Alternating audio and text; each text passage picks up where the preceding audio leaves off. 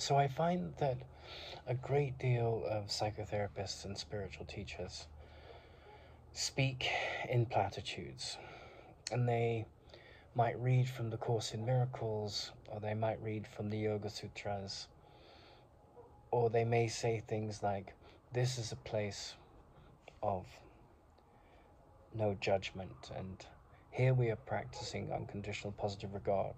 But the truth is, and when I mean truth, when I use the word truth there, I mean the relative truth. And the relative truth is significant. Not the absolute truth, I'll come to that later. But the relative truth is that that's not what's going on at all, you know? And if you read Napoleon Hill's book, it's still a bestseller today, and it's How to Win Friends and Influence People, something like that, the title.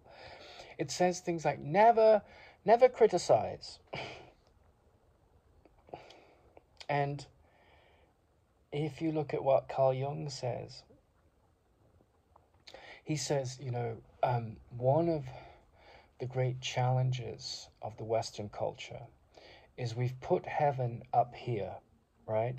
And this is really the problem of the dark side of the Christian culture, is that it's put this idea of God above us, and we're not good enough, right? And there's a sort of depth to that mythology, because there's a relative truth to it, but it's not the way we think it means. It doesn't mean you go into a monastery and you chant for a whole lifetime and you live by very strict rules and you get close to God, and everyone else outside that story is a sinner because you're the only one that's atoned. That is a gross misunderstanding of what purification of mind really means. But to really understand the falsity of our culture and the falsity of cults and the falsity of many teachers of wisdom, you have to look at the word daemon. And daemon is an ancient Greek word which gave us the modern word demon. And daemon never had the guilt trip attached to it that we see now. Oh, he's a demon, that's a demonic thing to do. It had the sense of an animal spirit that came out of the woods, that came out of nature to give you a message. And don't shoot the messenger. Don't make the messenger into a monster. And when you get the message, what you do is you go down into Hades. You go down into the dark places in the psyche. You go and look at your unsavory nature, and you don't hide from it.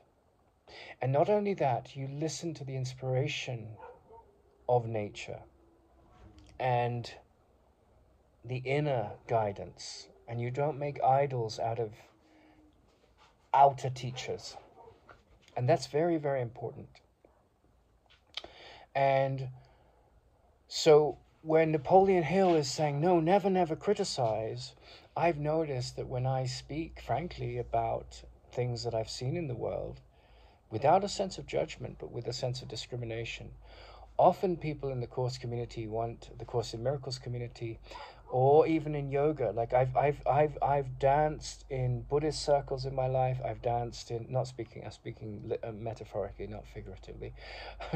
Well, I have danced in certain of these religious cultures. I've been in Hare Krishna meetings. I've been in where they dance. I've been in Course in Miracles teachings. I've been in Buddhist teachings, and I've been in yoga teachings, and I've been in teachings of philosophy, and also Krishnamurti.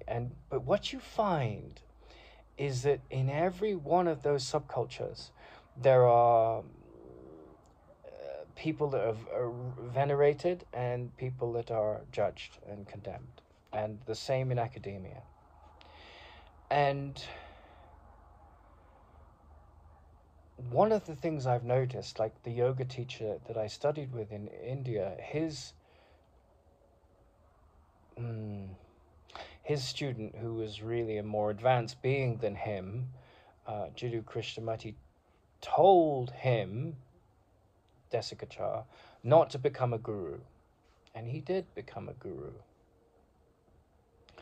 Not outrightly like a lot of these silly gurus like Sadhguru in India at the moment, or Rajneesh, where they use the power of mind to like whip up a frenzy, because everyone's looking for meaning and truth, whether it's in science or in atheism or in physics or in history. Everyone's looking for meaning. That's just a universal thing. Or in love, people are looking for a meaning to life through their experiences, whether intellectual or emotional or physical. They're looking for validation that this is what it's about, and I found the answer.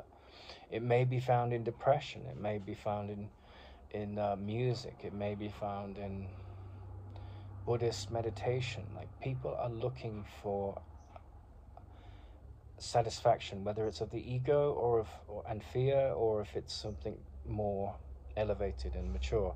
But again, you have to be careful with the language, because elevated gives this impression that heaven is above and the earth is rotten, you know. And I've witnessed my yoga teacher growing a big spiritual ego, because, you know, with spiritual insight comes power. Power to forgive, power to see things for what they are, for what is talking. And the consequence of that power helped cultivate, together with his, you know, propensities that came through in his birth, came with him at birth, a son who was abusive to women and men, but primarily to women, and abused his authority. And I've seen that in universities. I had a lecturer who abused her authority to support hate speech. I've seen it in powerful people that have money and that walk all over the people. This is what egos do.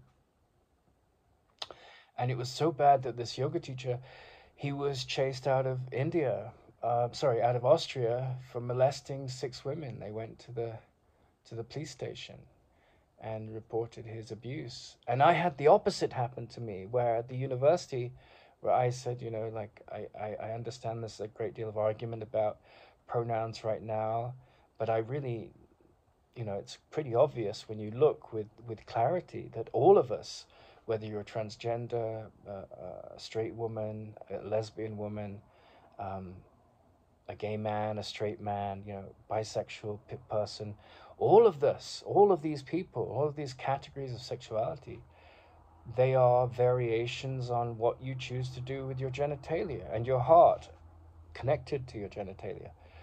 That's your decision. But beyond all of that, we have an inner masculine and an inner feminine. All of those characters have it. And so we're all a they. And if we don't marry that androgyny, the nurturer, the feminine, and the purpose-driven masculine, then we'll have dysfunction and lack of alignment. And for saying things like that, I was treated like a pariah. And so I reported the abuse of the academic, and then she churned up all these students to try and project their hysteria and their neurosis onto me, and she succeeded. And I got chased out of the university for being a voice of wisdom and clarity and light, and someone that was not condemnational, but that was deep. And that's very threatening. It's very threatening to the ego, because it wants to be in charge. It says, I know and you don't know, and I'll control. And I've seen the same abuse in Course in Miracles communities. There's a teacher that I'm aware of, and this person has taught the Course at a very deep devotional level for a long time, but his character betrays ego trips, you know, like the people around him try and manipulate people that come that may have inheritances to give the money and give all these guilt trips, and they're very determined to get the money because they're trying to buy land and they're trying to feed their community, and they want to guilt trip their devotees, no, give your whole life to God, don't believe in money, because the Course in Miracles says money is nothing. And the ego can be very clever with that. And I researched another community that was connected to this one that I'm talking about right now, another Course in Miracles community. And sure enough, within a couple of weeks of looking into it, I met someone who had been there and had had the same guilt trip for months. Oh, you just sold your house. Well, you should donate it. You have a problem, you're attached to money, and so forth. And so all these clever ego trips. And when I mentioned this in the Course in Miracles group, everyone judged me. I was condemned. Just like, because in the Course in Miracles, you're only supposed to see the light, right? And that's can easily be abused. It can become a cult, that kind of thinking. And by a cult, I mean something very dark. Because the real meaning of the Course in Miracles, when it says see only the light, it also combines that with, purification of mind is very important. So if you're going to look at the darkness in yourself, you've got to be mature, and you've got to say, okay, there are things in me which are frightened, and that's there in others. So it doesn't mean you completely ignore it. You listen to what's speaking, and you address that which is speaking for what it is. And you say, well, if you're really interested in coming to enlightenment, if you're really interested in coming to meaning, then are you going to cover up with a clever mask your clever guilt trips, to get money off other people, or your clever traps that you put out there in the world to make yourself look very spiritual, and you give all your talks on Course in Miracles. And people do this, they give this aura of being very spiritual, and they say lovely things, and they say, I feel connected to you. And then behind your back, they're manipulating the situation. So what can they get from you? Because that's what egos do. It's very calculating. And then they say things like, oh, but to give in truth is to get, and that's true. But when you take from people in a manipulative, dark, Machiavellian way, when there's a power trip, and this often happens, it happens in schools, in universities, in families, in commercial organizations, in charities, people come along and they want this power trip. And, there's a saying that the most common shortcoming of humanity is laziness. And we all want to do the least we can to get the most out of things. And that's why billionaires and celebrities are so adored, because they've worshipped it, money and fame. And then the Course in Miracles says, you need do nothing. Well, that means you need to step out of the way of doing things that get in the way of your elevated journey.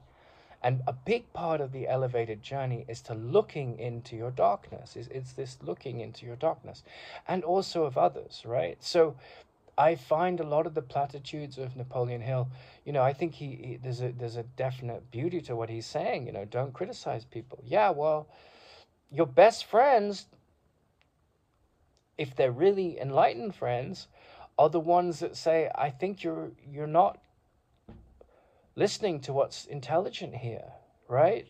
Because they're the naysayers. It's the people that, and I don't mean that they're promoting negativity, but they're the ones that can say, well, you can't see your blind spot here, and I can, and I'm your friend, so I'm going to tell you how it is, right? I was running a business in India, and a good friend of mine came in, and I asked his opinion about it. He says, close it down. There's a flaw in this. Close it down. And I listened to him with humility. It was a very difficult thing to hear because it reflected an error I'd made in the design of the business in Delhi. But I knew he was right. And he wasn't there to, pander to my ego. He was there to speak to my heart. And he did. And it wasn't pleasant news. And it was interesting because I was talking about how this teacher that teaches the Course in Miracles is trapped in his enneatype, which is the personality. So he's like, everything's happy and light, and I'll fix all your problems. You know, that's the kind of radio signal that he puts out into the world. And I'm not trying to judge this person. I'm trying to point out the flaws of the dangers of misunderstanding the Course in Miracles, because it can become a cult. People can use it as a cult. Come to us, we'll solve all your problems, right? And the Course in Miracles does solve all your problems. Ramana Maharshi solves all your problems. Does that mean your debts get paid off? Not necessarily. Well, that doesn't solve all your problems. That's not what it means when it says solve all your problems. Does it mean you won't die of cancer? No, you might die of cancer. What it means is that the body dies of cancer. It means that your story in the world has debts and you have to do whatever's practical. And yes, miracles, shifts in perceptions about your situation are very powerful. They can bring in miraculous changes in how you perceive things, principally. But I think that there's this sense that joy is around the corner if I just drop my ego right now. That's what it says in the Course. It says, this holy instant, it's here, right? And one of the things that I find a little bit dark about the Course in Miracle world is people just read these long swathes of the Course, right? And because it's a long book, and they throw out these quotes, and it says Holy Spirit this and Jesus that, and well, it doesn't say Jesus too much, but Christ this, and it sounds so, it can come across as really preachy if you're not careful. And I think a lot of teachers do that, like, I know and you don't know, and you can be my student, and blah blah blah. And I find all of that very unattractive, because it's patronizing. And the ego doesn't like it, and spirit doesn't like it. And it's true. Spirit doesn't want to, be all this judgy, I know better than you. The Course in Miracles will save you. We're so holy. You come to our retreat center and we'll heal you. It's like a drug, It's like someone selling a drug, and you get your fix. And you're like, oh, you're the guru, and I feel better, and you're so peaceful and happy, and yet you're stealing money from people and making it out as a spiritual activity. I mean, there's so much. And so it was funny because I was in a group and I pointed this out, and I was completely excommunicated for this. I was made out to be a monster. I was like, one of the characters said, yeah, I'm only interested in uplifting stuff. And he stormed out like a big drama queen. I'm sorry, but that's what happened. And I think I'd wanted to get this off my chest for a while. I was like, oh, this is a Course community. And one of the challenges of the Western culture is people are so desperate for the up. Romantic love is 50,000 volts, I'm in love. And then, boom, we come crashing down when the honeymoon is over, and, we've got 2 kids and our personality differences. Well, that's not Course in Miracles stuff. That's ego stuff, right? Sometimes it's very practical and sane to get a divorce. I come from a family, and, I studied Neville Goddard for a while. And in Neville Goddard, it's all about imagination, right? So I can imagine someone that really hates me loving me. And I do that over and over and over and over and over and over and over again, and their attitude changes, and there's stories about how this happens. And of course, the Course in Miracles says, all minds are connected, and so how we think about others is important. But that being said, it is also vital that we see that, acceptance for things as they are. I accept all things as they are. I'm at peace, which is a difficult thing to do for the ego. Because if you're born into a family, like my family are quite neurotic. I'm not meaning to be unkind to them, but they will argue and get angry over the most minor things. And I met 2 people in my life that I felt, when I met them,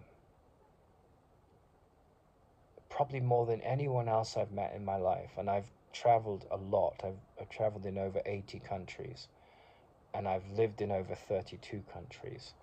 But I met these two people, um, very different backgrounds, very different genders, different ages, but both of them had come to the end of anger. And that was something that was very, very, very interesting to me. And I remember at 16 having seen a movie called The Big Blue, where there's this very, very handsome man and this beautiful actress played by Rosanna Arquette, and the music of Eric Serra, which is he's a French composer.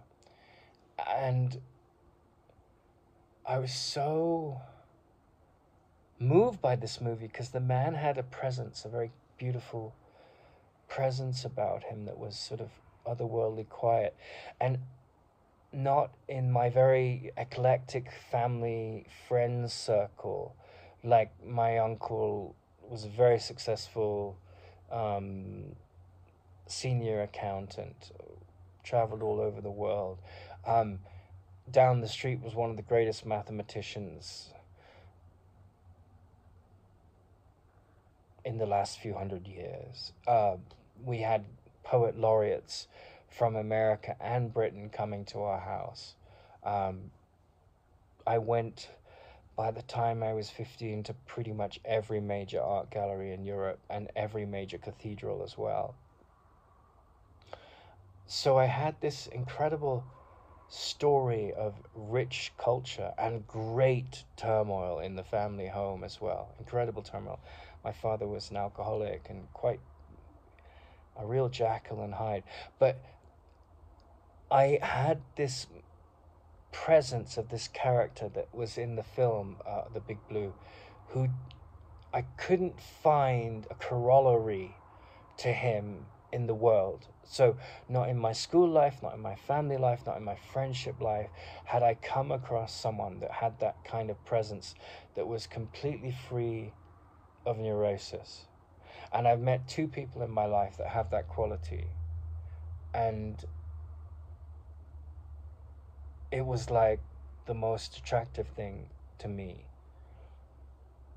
And I don't mean like sexual or physical attraction, or it was like the most attractive thing, right? More than anything else. And it compelled me. And so it's quite funny when you're in these spiritual circles and someone's trying to con someone out of, the sale of their house to donate it to a spiritual community, or the head of a spiritual community is trying to chat up all these women, and it's, he's sleeping with all these women as he travels around, and it's all done, oh, love, love, love, and it's all this, and then you have someone at a very advanced level that isn't, one of them wasn't even a teacher of the course. They just were born in that state. And the other one, Dr. Helen Schuckman, told to teach it, right? And then you have, the yoga teacher that I met, and, he was wined and dined by the elite of the planet, royalty, very highly recognized academics, psychotherapists, elite characters in their field. He taught them. And then I go to this university having seen the corruption that goes with someone that's even as evolved as that, and seen the corruption in a family, and corruption in business, and corruption in government. And then I see it in the university, and I see how bereft of meaning most of the world is, because meaning is inextricably linked with peace and healing, right? Another word for God is healing. There's a line in the Course in Miracles that says, can healing be repeated? And the answer is no, right? No, like healing is not cancer. It's not a cure for cancer, although that might happen. That's at the level of form. Healing is like in the psychotherapy pamphlet, it says, healing is when like the the impulse to support a reason for anger ends, right? Jesus is in the cross and he's being prosecuted, and we've all been crucified. I was crucified at the University of Edge Hill, made out to be something I wasn't. I was crucified in the WhatsApp group for speaking plainly about some dark characteristics of teachers of the course, and not doing it to condemn or undermine another, but to point out that shadow work is essential to healing, right? Because you can have this huge ego and go around teaching the spiritual wisdom your whole life and not bother to look around and turn around at your contradictions and your hypocrisies. And that's why Tara Singh was such a powerful teacher, because he was one of those two people. And he'd obviously been through some profound transformations. But someone like that comes into the body quite evolved, and then someone like myself who wants to make contact with meaning. Obviously, I've come quite a long way to be at a stage where I'm 16, where I'm aware, relatively close to the surface of the unconscious, meeting the conscious, that the world has a lot of insanity in it. And there's a character in a movie that represents peace. And I'm aware there's something that I can't consciously voice, but there's an awareness that whether it's like the neurotic priest or the neurotic monk that has to do his rituals to feel valid and justified, or and will judge those that say it in the wrong way, or it's the neurotic academic who is full of knowledge and therefore has no relationship with stillness and the deeper meaning of life, or the atheist or the believer that is going around condemning others, right? And so I had an awareness that thought was limited. And then Krishnamurti comes into my life, and one of Krishnamurti's foremost students, becomes my teacher. And having a teacher like that, I was led to study the Enneagram. And so the Enneagram is this very useful tool to see how the ego is. And I've heard, teachers of the Course in Miracles, often the popular ones, saying, oh, you don't need to know anything about the personality. The Course in Miracles ends all of that. And that's true. To a degree, it's true. But then, people do teach the Course in Miracles, and they're trapped in the very low levels of their personality type. They're going around looking for validation for their bottomless whole ego, but covering it up with spiritual platitudes and doing dark things. And so to talk about those things openly is difficult often, because there is this kind of guilt-tripping shame trip that comes with some people that teach the Course in Miracles, that says, oh, see only the light in others, only compliment people. But, if you're surrounded by yes men, how will you grow? And also, conversely, if you're surrounded by gurus that are always giving you a guilt trip to say, oh, be kinder, or look how spiritual I am, and you can be like me, and there's this, unconsciously, that's what they often do.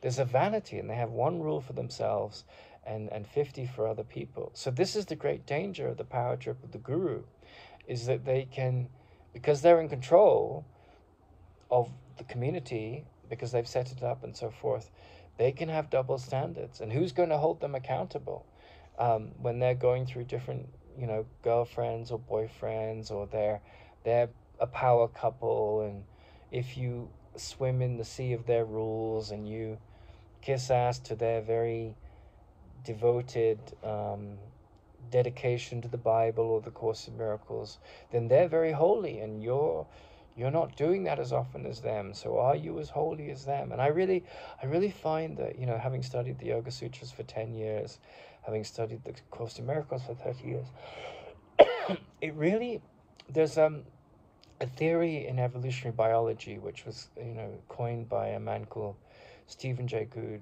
And until he came along and discovered the fossil, well, this mapped the fossil record with this theory that I'm about to share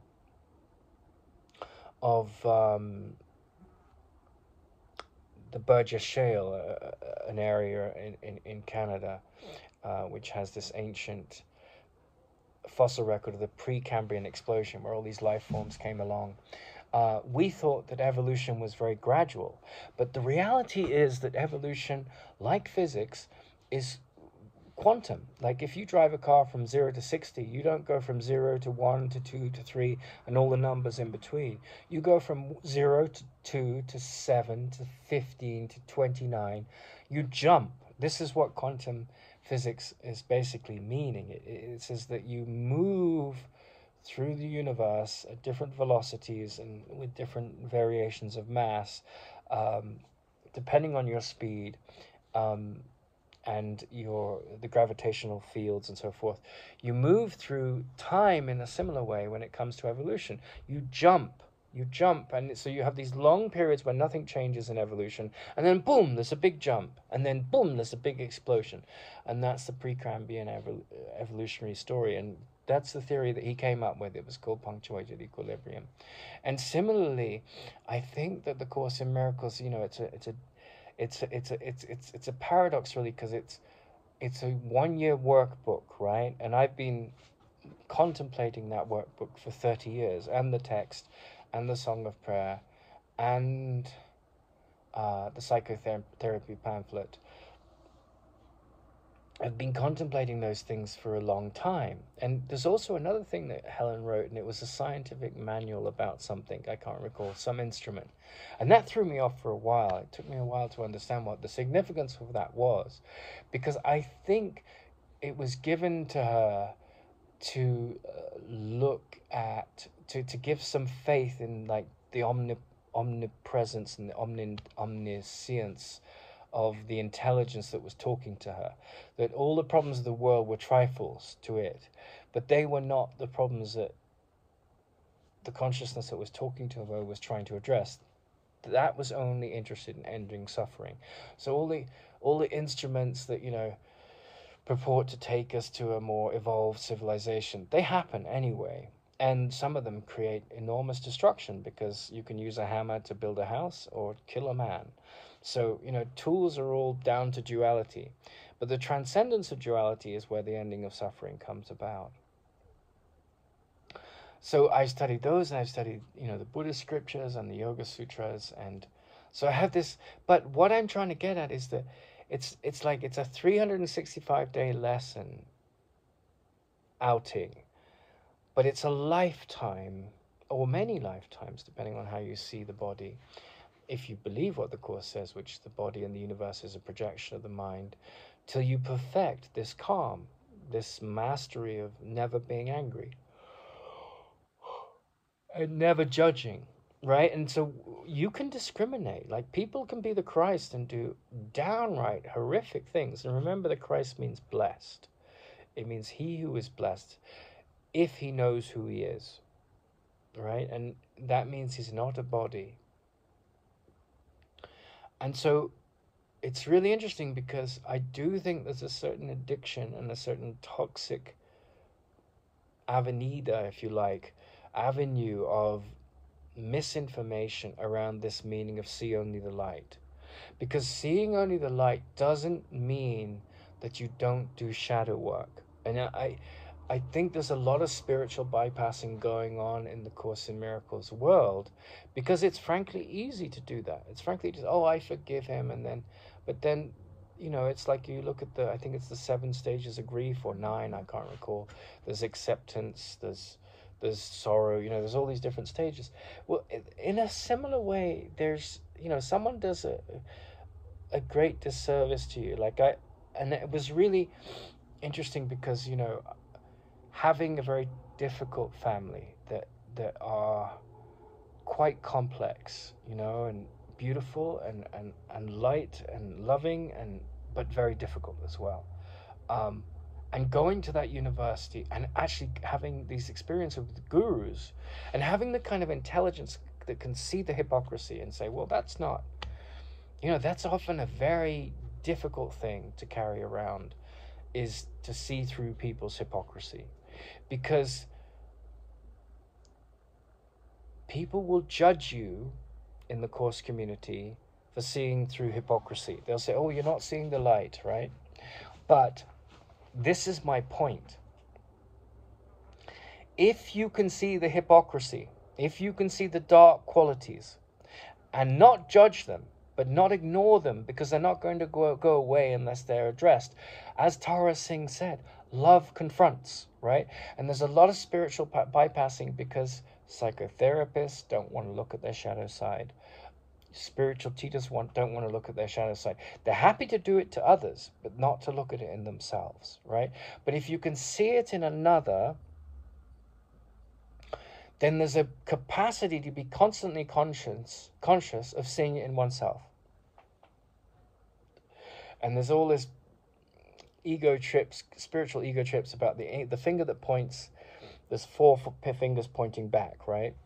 But I find that a very superficial and easy to abuse conclusion, because yes, at a very deep level, pointing out the flaws in others, there's 4 fingers pointing back, right? Because what you see in another reflects what you see in yourself. That's the holographic nature of perception.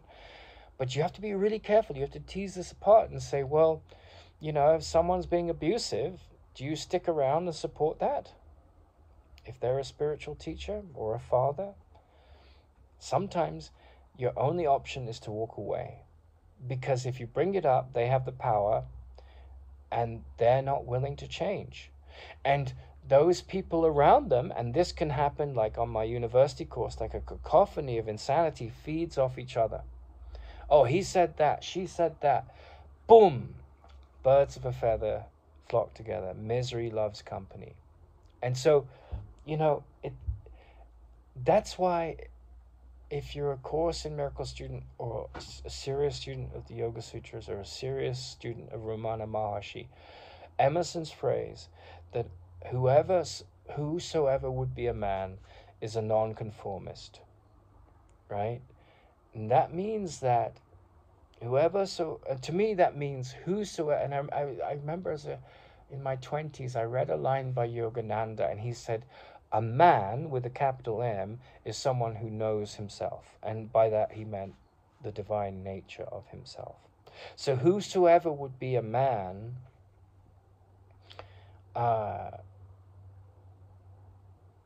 is a nonconformist, because if you conform to a toxic family or a toxic workplace, because as Krishnamurti said, it's no sign of psychological health to be well adjusted to an extremely sick society. So I find that the most advanced people, they are living relatively normal lives. Like they're humble and they're working hard, and they're not taking advantage of others and trying to pull the wool over the eyes of others and say, oh, God is behind everything, and then trying to fleece some of their inheritance to put into a charity to fund a Course in Miracles group. And but they're talking candidly, they're living candidly, and they're not afraid to face the big bad wolf of the guilt trips that come with the spiritual ego or the regular standard ego. And that's why they're often persecuted, because as Joseph Campbell said, we often persecute the heroes because the truth is hard for a lot of us to hear. And that's in the Yoga Sutras, it says there are 2 qualities of truth: the absolute truth, which most people are not ready to hear. I mean, it takes years to master the absolute truth as the Course in Miracles teach it, or the relative truth, And, if you've gone very deeply into the Course in Miracles, there is no world, money is nothing, the only purpose to be here is to wake up. You're in a desert, leave it. You're not a body. This is a dream. The decision maker in your mind can man itself to face the challenge of being here, and you can wake up from the dream. But all the ego's agendas of status and power and importance in the world will only bind you in bondage. You know, that kind of litany of expressions that I just clarified.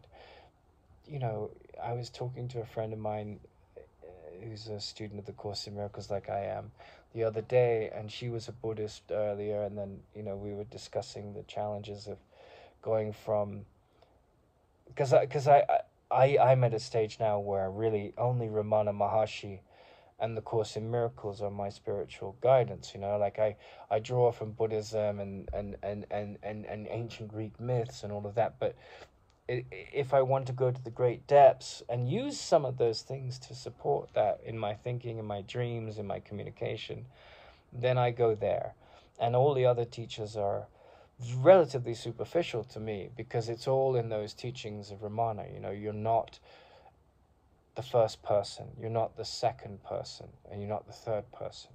The first person is I am, the second person is you, he, they, we, she, and the third person is God, right? Whatever you want to call it. That's the way he means it. And you're none of those things. And then you go into the universities and they're all like, they've got this whole politically correct language about, you know, 80 different pronouns, and it's all stuck in the ego logic that I'm special and I'm important, and you know, you need to recognize that and bow at the feet of my spiritual ego, or my bog standard, you know, boss in a company ego, or my bog standard homeless person, I'm so pitiful ego. They're all the same insanity. And so if you come to the Course in Miracles, you're basically coming to an arena that the mainstream education system finds very challenging, that nationalism finds very challenging, and ideology can't handle. You're coming to a state where, are you interested in the deepest peace? And, you know, you may come from a very dysfunctional family, or you may come from a functional family, and then you start to explore the Course in Miracles, and you start to see, well, the world that we see is a reflection of our beliefs, and our beliefs may be based in ego thinking, or may transcend that. And it becomes very, very simple. But as the Course in Miracles says, you know, the truth is simple. And simplicity for complex minds, for complex, twisted minds, is very, very challenging. It's impossible to fathom. And even people that teach the Course can be trapped in their ego trips about how spiritual they are, and how it's not okay to talk about the darkness in people, because that's just a reflection of your own darkness. But that's not how I interpret that at all. It means to look, to confront the darkness, discuss it openly, without judgment, but with discernment and openness.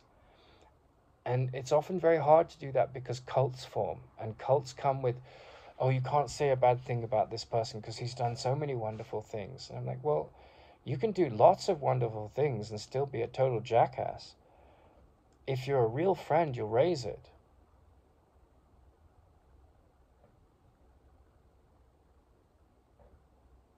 You won't fall for a guru trip. You won't put someone on a pedestal. None of my teachers do I put on pedestals. You know, it's like Tara Singh once said, he said, you know, at the end of a lecture once, he said, everything that I've shared, you have to dissolve it. You have to take away any kind of allegiance to it being a power of authority over you. You know, you are the light of the world, and you become the light of the world by leaving the Course in Miracles behind, by leaving the guru trips behind, by leaving the insecurity behind. And, you know, it's quite hard to talk about the Course in Miracles with my family because there's no interest. There's an interest in art, there's an interest in golf, there's an interest in news, there's an interest in politics, but there's no overarching interest in how all the neurosis and madness and violence in the world comes down to ignorance of self. It's just not there. And so you go back into this terrain which is very aggressive, very violent, my opinion over your opinion. the vanity of it, and the pettiness of it, and the huge divisions that come with it. And it's quite challenging to be in that kind of, if you've spent your life looking for people and ways to be extremely peaceful, mastering quietude, mastering forgiveness, and then you're around people that are pointing fingers in ways that are not looking at what needs to be let go, but in ways that are looking to attack and nail you to a cross, and judge and justify and attack and defend. Going to that university degree, I realized how probably a large swathe of psychotherapy professionals and professors are quite primitive, because a fundamental question was asked, how did you come to safety? How did you create a safe space? And you cannot argue with this answer. You come to safety by the ending of attack thoughts. And with the ending of attack thoughts, defense thoughts ends too. But that's not getting taught in our universities. That's not getting taught in our schools. A bunch of mumbo jumbo, superficial psychoanalysis is going on. Highly complex, sometimes with certain decent insights, but they're stuck in the ivory tower of their intellects, often. And you bring up non-duality to them, and it's extremely threatening, and it's a very dangerous thing to bring up, and you will get attacked and undermined and considered to be a loony. And then you go into the Course in Miracles communities, and there's a lot of spiritual bypassing going on. And this is happening in the yoga communities, because a lot of it is about money and bums on seats. And that's dark, and talking about the dark stuff, people don't want to look, oh no, we're having this lovely gathering and we're sharing and everything's so peaceful and spiritual. But the truth of mastering the Course in Miracles is you've got to look at a very dark, unforgiven world, which is your projections of how dark it is. And you've got to see that darkness in a different light and forgive it. Doesn't mean the darkness goes away. It means your attitude to what it is, forgive them for they know not what they do, becomes primary. And that's the gift you give yourself. And you give it to your brother too, because someone that's discovered that quality of looking is close to knowledge. It's close to transcending the body and coming into the awareness of their true nature, which transcends this possession of the mind, which is the body, right? This projection of the mind. And then you're getting close, and then the ego gets very, very, very scared and starts to do all kinds of drastic things and throws temper tantrums around you. And, that's the fifth stage, where it's very, very challenging, of the development of trust. And you're likely to come against, and I've been through that fifth stage really deeply in the last 5 years, and I've had long COVID several times. I've had to move probably through 6 or 7 countries. I've had to live in a lot of different places. I've had a manic bipolar ex-wife that went and slept with a bunch of other men. I've had to handle the depression that came from that, from moving around the world to be with this woman and devoting 6 years of my life, and then handling a really jealous ex-wife that was just doing anything in her power to manipulate and destabilize our relationship, and then handling a woman that went off the rails psychologically, was going out at night and taking lots of drugs and just totally disturbed, and then holding her in my heart from a distance and trying to heal the projection of hatred in myself for her and her ex-wife, for the hurt she caused the men in their lives, myself and her son, and then trying to heal from those feelings and to see beyond the judgment, and then coming back and going to a university where very superficial form of psychotherapy compared to Helen Schuckman's psychotherapy pamphlet was going on, and then being in a Course in Miracles WhatsApp group and seeing the superficiality of these platitudes and judgments and people excommunicating you while preaching no judgment, it's just fascinating, because you go through all these bumpy things in the road as you're going deeper and deeper into healing, and you see the superficiality of all the talk, right? And when I mean all the talk, I mean people saying one thing and doing another. The superficiality of not walking your talk, right? And giving out these guilt trips and saying, "Oh no, Course in Miracles is just about uplifting stuff." Well, it's often about a very polarized world that wants to be right, and you have to constantly forgive it, and it's often wrong in its rightness, right? And so that's why Ramana Maharshi is such an interesting character, because he said, probably the best thing is silence. That's the most powerful communication. And Eckhart Tolle, when he had these sort of epiphanies about the nature of his being, he was very quiet for a long time. My teacher spent 6 years in silence. I went into a Zen Buddhist monastery and a Catholic monastery to explore quietude. And I love the quiet. I spend a lot of time alone right now, and I'm very, very quiet. And but going into the monasteries, the quiet was beautiful, but all the rules and the lack of naturalness and the dogmatic rituals and the idol worshipping, it just was meaningless to me. So I couldn't fit into that culture, but I very much like the quietude, because that goes with my nature. But it is interesting when you're very drawn to peace, how that quality of quietude is so alien to the psychotherapist with all his abbreviations for mental health conditions, and lost in the intellect of that. And how it's so alien to the religious man that's so, like,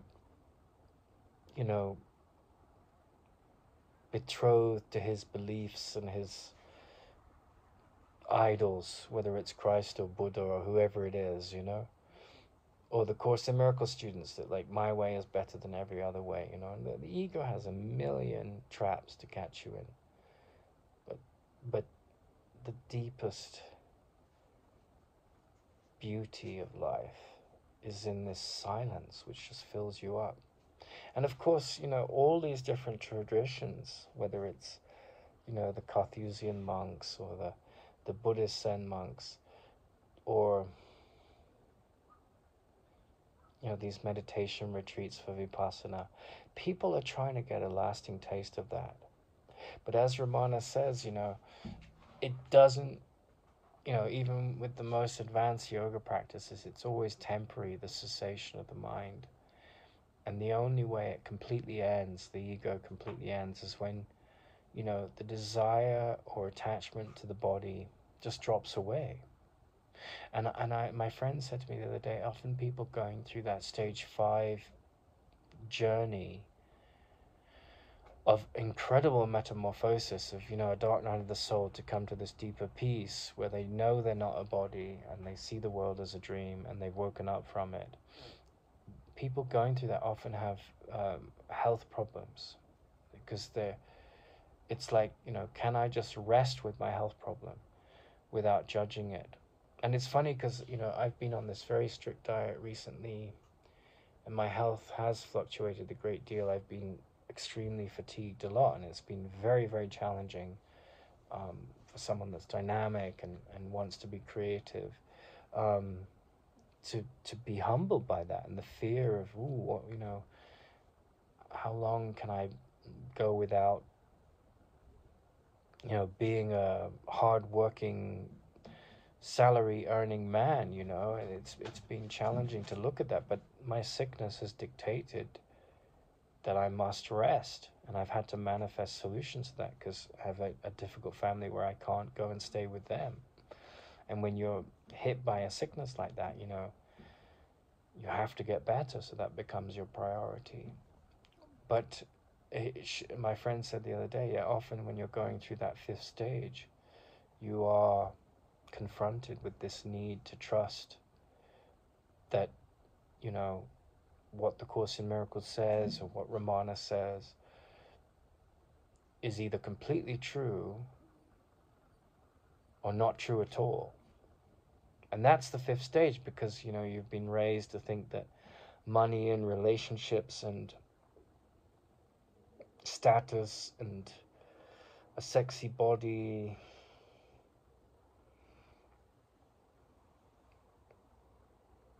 all of these things bring us happiness and meaning. But it's only transcendence of the ego permanently that brings lasting happiness. And we touch on that in meditation. We touch on that when we have feelings of gratitude. Every happy feeling or every relief from our, you know, psychological upset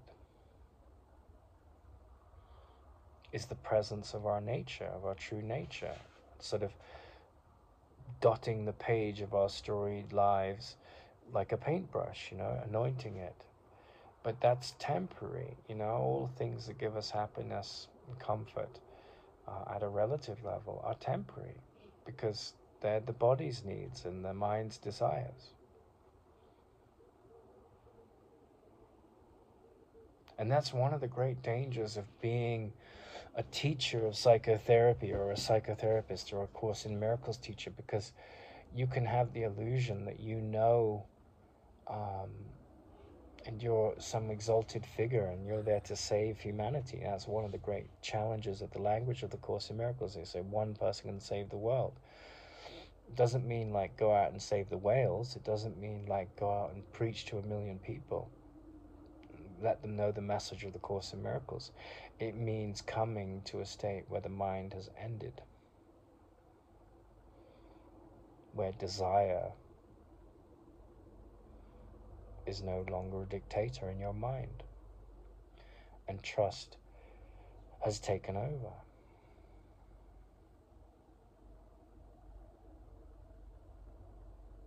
And, you know, it's like those litany of difficult things that happened to me, you know, like how do you handle a university that has supported abuse and corruption, and then you report it to the police and the police don't do a thorough investigation? I'm still talking to journalists about this, because there's two levels to it. There's one that, you know, I'm not going to pay for that degree course that the loan company is expecting me to pay for.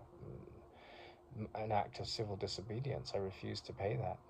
And then also, you know, these people that got away with it, they could do it to other people. So that's one of the two. That's one of the two levels. Those 2 points. And the other level is Jesus is on the cross, right? And the Course in Miracles in the psychotherapy pamphlet, it says, anger is never justified. We're here to learn that. So Christ is on the cross, crucifying him. You know, like, how dare you have an opinion as a white straight male, Nathan? That was one of the statements that I had to handle on the degree course at the University of Edge Hill. That's exactly what the student said, and that student was protected because she was a homosexual, and I had an opinion about my ex-wife's ex-wife, and I said, look, I hated her, and I never did anything about it, but I hated her for what she did, and I understood her pain, but I hated how she put that pain as a poison into the story of our relationship. My new wife, now ex-wife, I hated her for that. And then one morning I woke up and I said, that's my projection.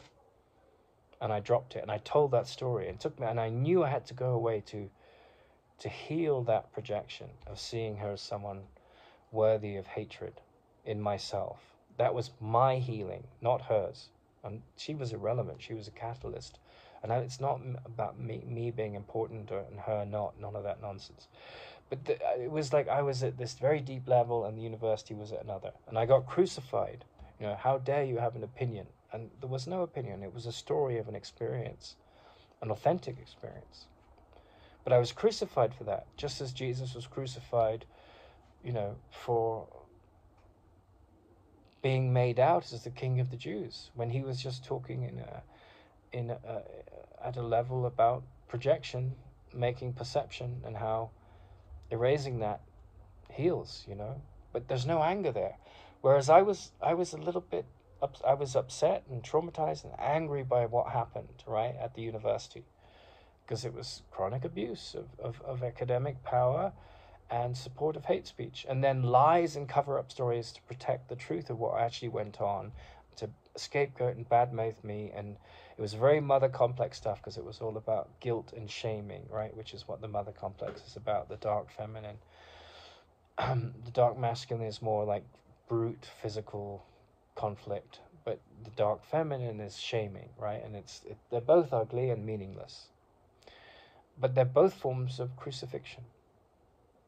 But then, I'm there studying the Course in Miracles, trying to get this qualification for 30 years in psychotherapy after those 30 years. And it's so superficial to where the Course in Miracles is.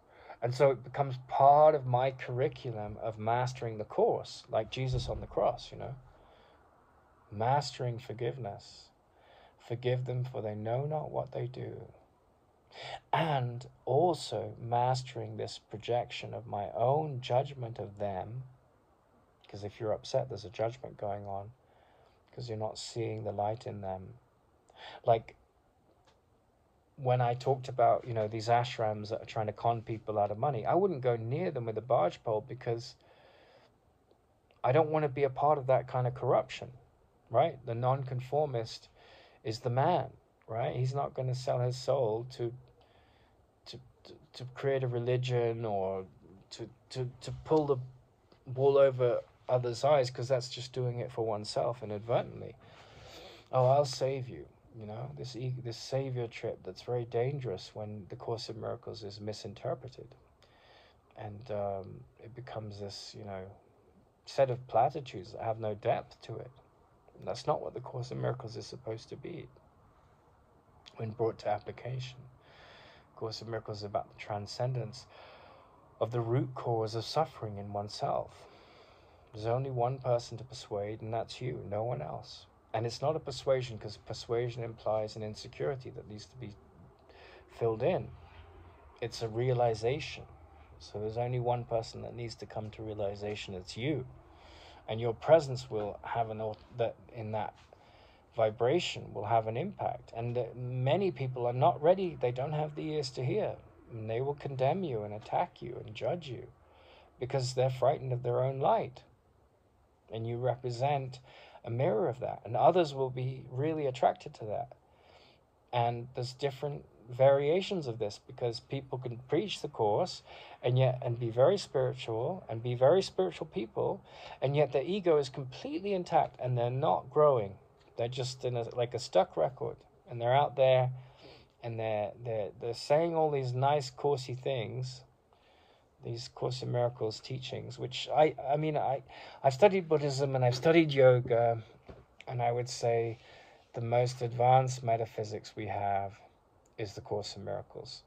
And I would say that the closest thing to it in Indian philosophy, which I find deeper than Buddhism and Hinduism, is Ramana's version of Advaita Vedanta. Deeper in terms of its metaphysics and completeness, and less complicated. They may just be as deep, because all paths are valid and they all lead to the same place ultimately. But if you want this really simple awareness of the nature of meaning, I don't think there's ever been a teaching as simple and direct as the Course in Miracles. And I think Jung's approaches to psychotherapy can be very helpful for this, as long as you don't get lost in navel gazing. And a lot of psychotherapists are extremely neurotic. It's kind of ironic. A lot of priests and monks are very neurotic too. And, the general world is exceptionally neurotic.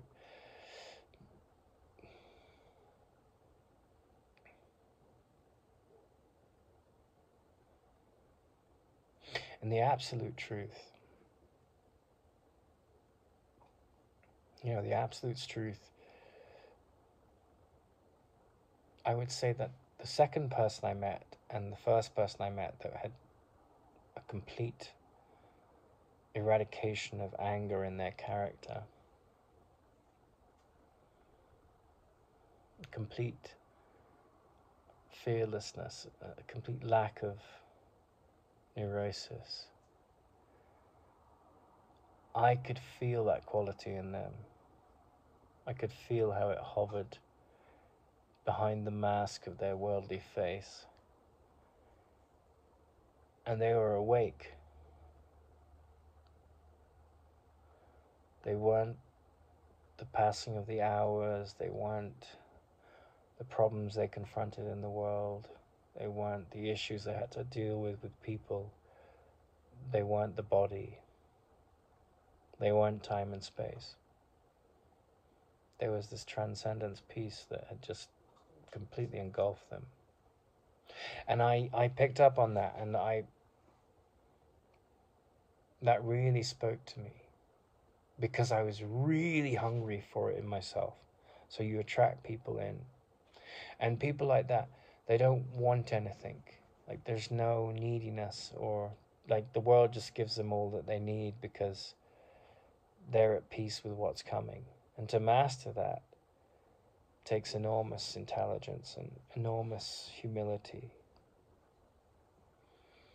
And your paths cross with people like that, and they may be rich, they may be poor, but they're always humble. And there's a presence in them which they're not lost in activist theories, they're not lost in science, they have respect for all of that, but they know its relative limitations. They are completely anchored in the absolute truth of, I'm not a body, I was not born, I will not die. Grace is with me at all times. Grace leads me. Beauty leads me.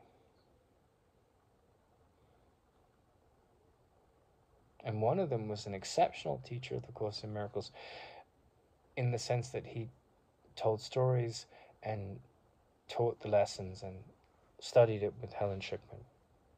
And the other was an exceptional teacher of the Course in Miracles in the sense of their presence. But they were not teaching the Course in Miracles. They were far more advanced in terms of their treading of the path than any Course in Miracle teacher that I've ever met. They were living it at the most advanced stage. It was possibly their last life. They didn't want to be a teacher. They didn't want recognition. They didn't want importance in the world. Life took care of everything they needed, and they trusted completely and implicitly.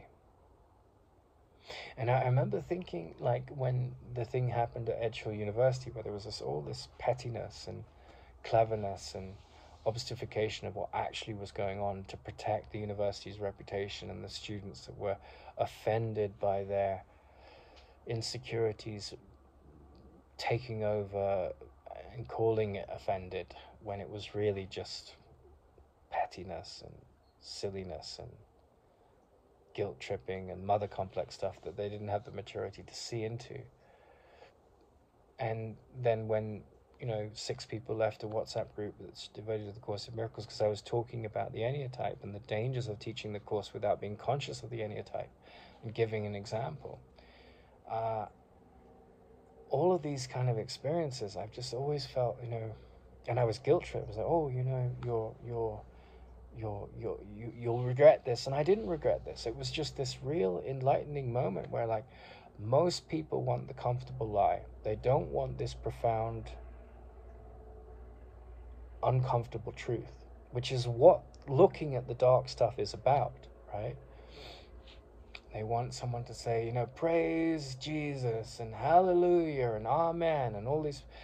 But really, I think, I experience, I've seen that a lot of the really beautiful epiphanies come on the back of looking at the darkest stuff inside us and not pussyfooting around this and not evading it. That's a true friend. They will look. Love confronts, and a lot of it is masquerading as confrontation. It's guilt tripping, patronizing, superficial, compliments and, you know, and of course we all need to feel, until we get very, very far along, that we are valued and loved. We want validation from the world to support that. And then we get very far along and we just know that we are love, and we extend it no matter what. So all of those experiences that were difficult, you know, at the back of my mind there was this sense that this is perfect, you know. This is the forgiveness lesson in this moment that you need to forgive these judgments. And if you're trying to manufacture them, don't. That's the voice inside me, you know. Whereas I see hypocrisy, I'll speak about it. Can you speak about hypocrisy without condemning? Yes, you can. Without judging? Yes, you can. In fact, that's confronting with love. It's discerning. Well, you say this and yet you do that. You know? But if it comes with a power trip, which it often does, a lot of spiritual people want to power trip others. It's just another ego dance, you know. But if there's a really melting of the hearts, so there's just this loving presence. But you have to be so careful, because ego daggers are just there ready to attack and defend, you know, in all walks of life. So I think you develop this greater and greater sensitivity to listen to where those that you're talking to are, and they're not ready for the absolute truth. So you meet them where they are, and you don't judge them even when they're judging you. That's mastery.